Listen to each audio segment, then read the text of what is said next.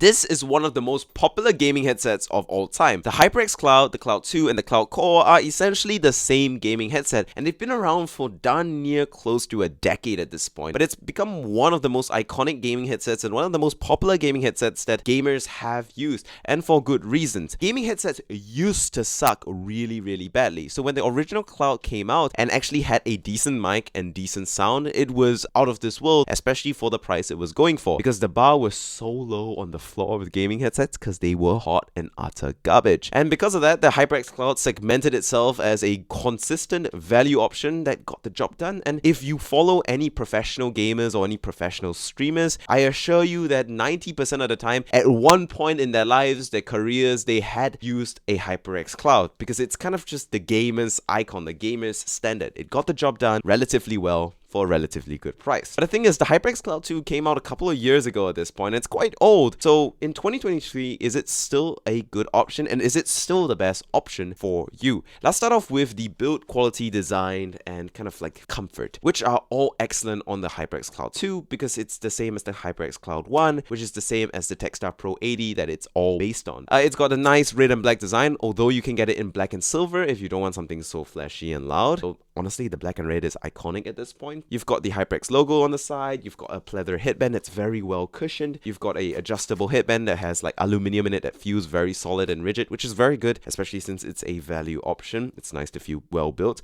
and it has nice pleather ear cups that have a lot of padding. If you don't like pleather ear cups, you can switch to cloth ear cups if that's what you prefer. However, I do find that the cloth ear cups though are really, really warm, so unless it's winter, I personally won't recommend you use it and just stick to pleather instead. The microphone is detachable, which is nice, as you can tell, and it's got the same gamer boom arm that you would expect. It sounds alright. Here's a sound clip. Mic test, 1, 2, 3. This is the HyperX Cloud 2 plugged straight into my MacBook Pro's headphone/mic jack. So I'm gonna read a line of brilliant poetry for you. And my girl, I bet she will give you a bone. Looking at my wrist, it will turn you to stone. Stretch limousine, sipping rosé all along. Double-headed monster with a mind of his own. Cherry red, chariot. Excess is just my character. If you know what song that is, I'm gonna give you a nice heart in the comments. It's not phenomenal, sure, but like it's the job done. I'm not complaining.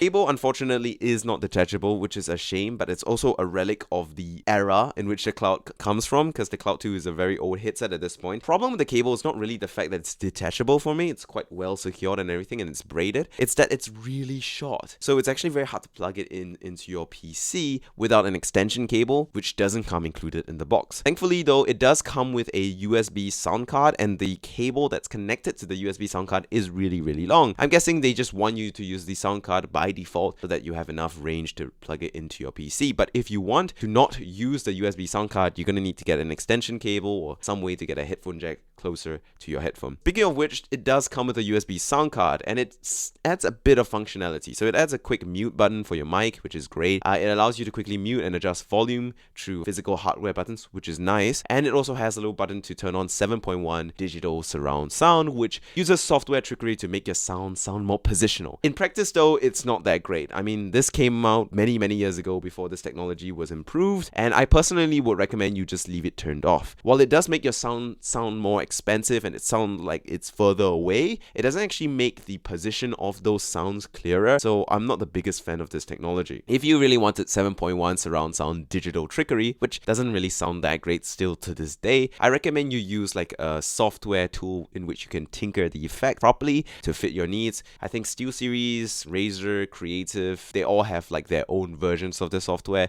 Dolby as well. As for the sound quality of the headphones itself though, it's got a V-shaped sound signature as expected from a average gaming headset. It's got decent clarity, decent separation, and decent positional audio. Nothing out of this world, but nothing bad either, which is kind of the whole point of the HyperX Clouds. It's got an emphasis on bass and treble, which is what the V-shaped sound signature means, which means, you know, explosions and footsteps are going to be pretty hard-hitting, which is probably what you care about with a gaming headset. That's not to say you can't actually enjoy music on these headsets. You actually can. It actually sounds quite good still. It just won't be as good as like a proper audiophile headphone. But if you're buying a gaming headset, you're probably not an audiophile. So then, in 2023, is the HyperX Cloud 2 worth it? Well, I bought mine for £60, but it's always going for a lot of discounts. It's often going half price or 20, 30, 40% off. And you can often find it on discount since it's so old. And if you can get it on discount, it probably is an excellent value option. For its full price of £60 though, or about 80 USD, it probably is less compelling of an option in 2023 since there are so many good options from other manufacturers these days upgrading their standard. But the HyperX Cloud 2 is definitely still a competitive and viable choice. It has its drawbacks and it only really just gets the job done. It doesn't knock anything out of the park in particular, but there is a reason why it's still an icon and still a mainstay in many gamers' setup. It's reliable and it's decent, and it's something that you don't really have to think about. You just get and you know what you're getting with it. It's not actually going to be the best choice in the market, but if you're someone who just doesn't want to think about their options and really have to consider many different things, it is something that you can just get and you know what you're getting. And with that, thank you guys so much for watching. Hope that helped.